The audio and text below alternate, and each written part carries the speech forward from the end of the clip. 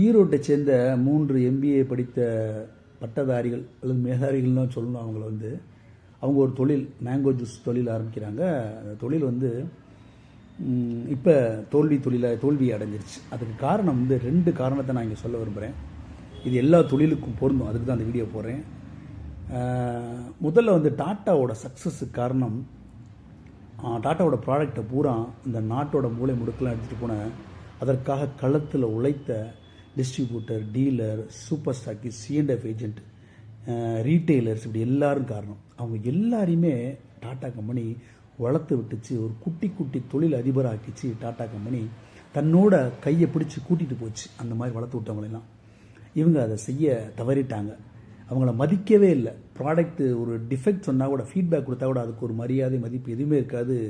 இந்த mango juice company ஆரம்பித்தவங்கள்ட்ட அவங்க சுத்தமாக ஒரு ரிவார்டுன்னு கூட கிடையாது, கண்டுக்கவே மாட்டாங்க. ஃபீல்டில் தங்களுக்காக உழைக்கக்கூடியவங்களுக்கு. அது முதல் தோல்வி இந்த நிறுவனத்துக்கு.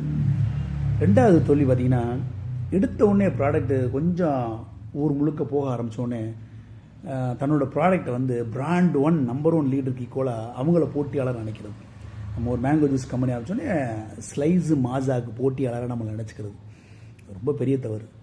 அதுக்கு ஒரு உதாரணம் அப்படி ஒரு பிராண்ட், ஒரு கன்சூமர் பிராண்டு மக்கள் மனசில் நிற்கணும்னா ஒரு ஜென்ரேஷனே சில சமயங்களில் அதுக்காக உயிரை கொடுத்து உழைச்சி தான் அந்த பிராண்டு நிற்கும். அப்படி ஒரு பிராண்டு தான் பவன்டோ. நீங்கள் கேள்விப்பட்டிருப்பீங்க, காளிமார்க்கோட ப்ராடக்ட்டு. 20-25 வருஷம் முன்னாடி வரைக்கும் மதுரை, விருதுநகர், இந்த சுற்று வட்டாரங்கள்லாம் அது கிடைக்கும். கிராமங்களில் நம்ம கிடைக்கும். சென்னையில் கூட கிடைக்காது. எனக்கு கிடைச்சது, நான் வாங்கினதில்லை. இப்போ சென்னையிலையும் கிடைக்குது. கிட்டத்தட்ட 50-60 வருஷம் ஒரு ஜென்ரேஷனே உழைச்சி உயிரை கொடுத்து கொண்டாந்துருக்குது அந்த பிராண்டை. அதை யாரும் அடிக்கவும் இல்லை போண்டா பிராண்டை. ஆனால் ஆரம்பித்த ஒரு வருஷத்துலேயே தன்னை ஸ்லைஸு மாஜா ஈக்குவலாக நினச்சிக்கிட்டு இந்த தலக்கணம், ஆணவம், யார் பேச்சையும் கேட்காத தன்மை, அப்படிப்பட்ட ஒரு ஆட்டிடியூடில் போகும்போது அது சரிவைத்தான் கொடுக்கும். நம்ம வளர்ச்சின்றது படிப்படியாக தான் வரும். இந்த போண்டா கம்பெனி மாதிரி அத்தனை வருடம் எடுத்துக்கொள்ளும் அந்த ஒரு கன்சூமர் ப்ராடக்ட் மக்கள் மனசில் நிற்கிறது.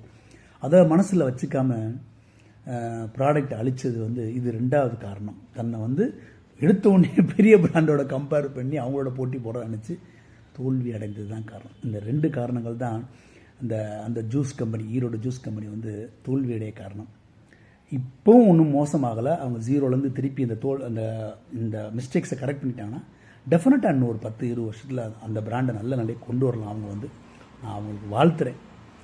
பின் குறிப்பாக ஒரு விஷயம் சொல்ல விரும்புகிறேன். ஏன் அந்த கம்பெனியை பற்றி பேசுகிறேன்னா, அவங்களால எனக்கு ஒரு 3 லட்ச ரூபா இழப்பு போட்டு நான் மன்னிச்சு விட்டுட்டேன் போகிறாங்கன்னு. ஏன்னா அவங்களும் தொழிலாக இருக்கிறாங்க. தொடர்ந்து பயணிப்போம். நன்றி.